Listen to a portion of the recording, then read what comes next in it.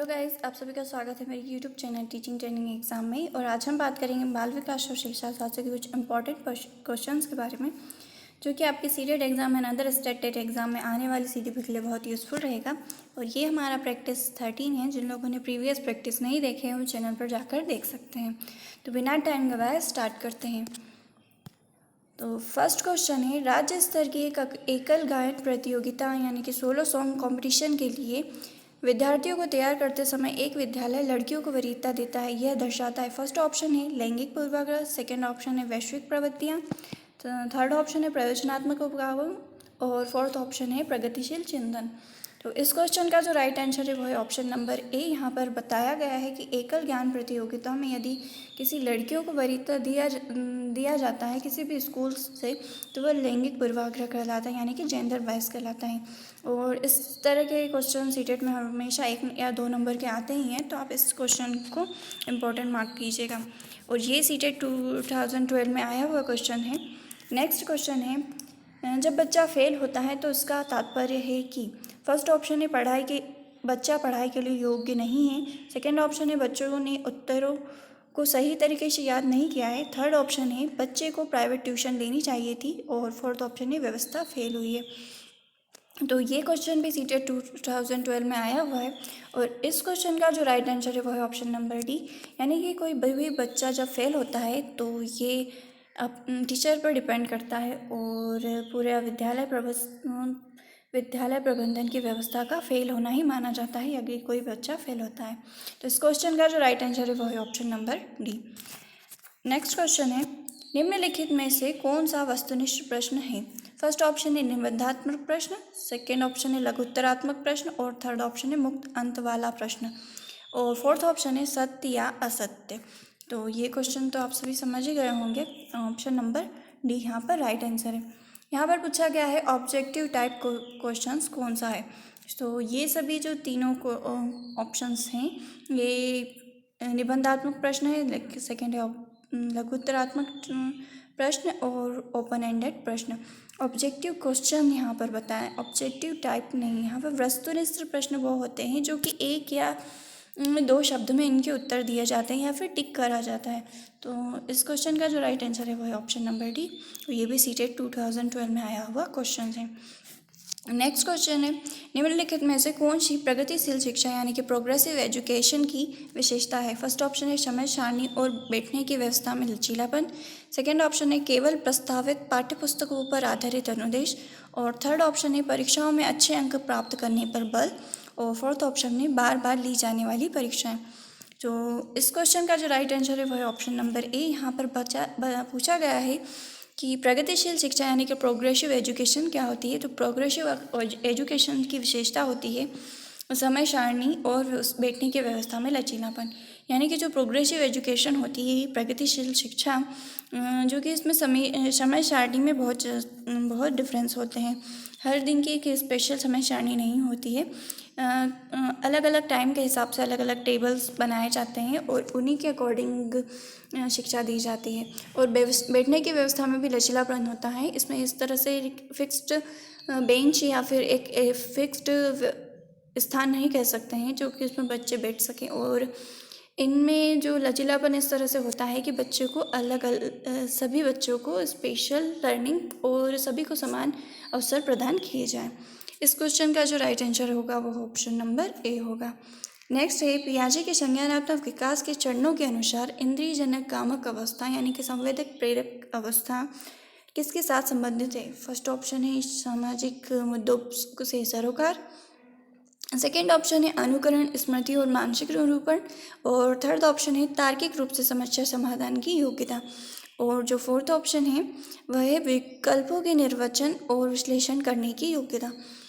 तो यहाँ पर पूछा गया है संज्ञानात्मक विकास यानी कि पियाजे की कॉग्निटिव थ्योरी से लेकर क्वेश्चन है। यहाँ पर पूछा गया है इंद्रियजनक कामक अवस्था यानी कि जो 0 से 2 वर्ष की आयु तक का टाइम पीरियड होता है उसमें बच्चा किन गुणों को प्रदर्शित करता है? तो यहाँ पर ऑप्शन सबसे सही होगा अनुकरण स्मृति और मानसिक निरूपण, क्योंकि जो बच्चा जो 0 से 2 वर्ष की आयु में होता है तो उसमें वह अपना मानसिक निरूपण करता है, चीज़ों को समझता है और हाथ पैर और हाथ पैरों के माध्यम से ही बच्चा सीखता है और अनुकरण करता है अपने बड़ों के किए हुए कार्यों को देखकर समझता है और उन्हें सीखता है। तो इस क्वेश्चन का जो राइट आंसर है वो है ऑप्शन नंबर बी। नेक्स्ट है, कोलबर के अनुसार शिक्षक बच्चों में नैतिक मूल्यों का विकास कर सकता है। फर्स्ट ऑप्शन है कैसे व्यवहार किया जाना है, इस पर कठोर निर्देश देकर। सेकेंड ऑप्शन है धार्मिक शिक्षा को महत्व देकर। और थर्ड ऑप्शन है व्यवहार के स्पष्ट नियम बनाकर। और फोर्थ ऑप्शन है नैतिक मूल्यों पर आधारित चर्चाओं में उन्हें शामिल करके।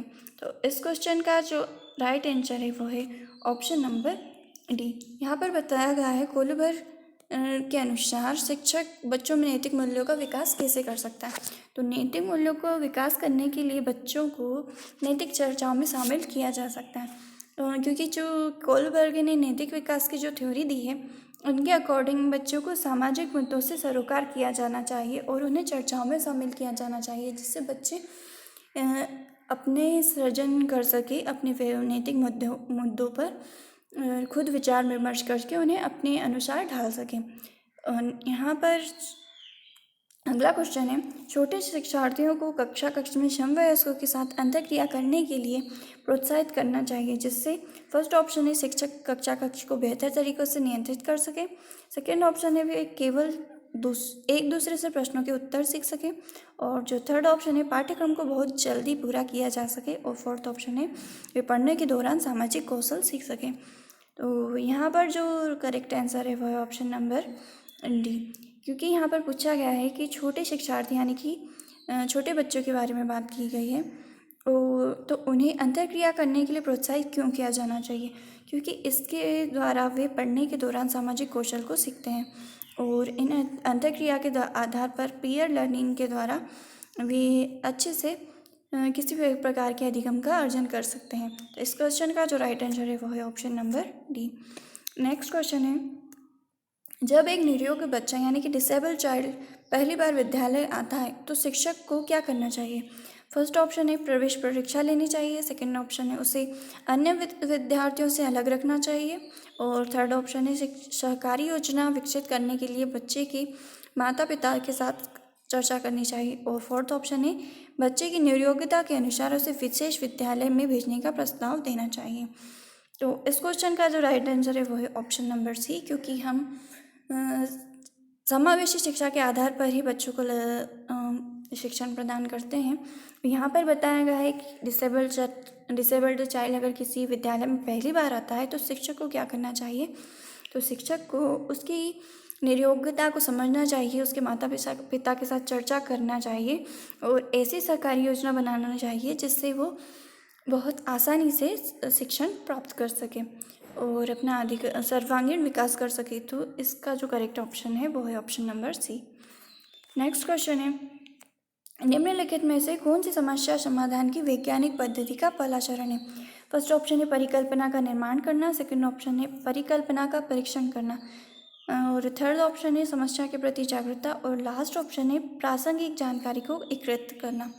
तो इस क्वेश्चन का जो राइट आंसर है वो है ऑप्शन नंबर सी, क्योंकि किसी भी समस्या समाधान की वैज्ञानिक पद्धति के लिए जो पहला चरण होगा वह यही होगा कि समस्या के प्रति जागरूकता हो, यानी कि प्रॉब्लम के प्रति अवेयरनेस हो, तभी तो हम किसी समस्या को आगे तक सुलझा सकते हैं और परिकल्पना का निर्माण करके उसका परीक्षण करके उस समस्या का समाधान प्राप्त कर सकते हैं। तो इस क्वेश्चन का जो राइट आंसर है वो है ऑप्शन नंबर सी।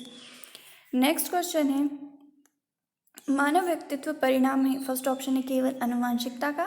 सेकेंड ऑप्शन है पालन पोषण और शिक्षा का। और थर्ड ऑप्शन है आनुवंशिकता और वातावरण की अंतःक्रिया का। और लास्ट ऑप्शन है केवल वातावरण का। तो इस क्वेश्चन का जो राइट आंसर है वो है ऑप्शन नंबर सी, आनुवंशिकता और वातावरण की अंतःक्रिया का।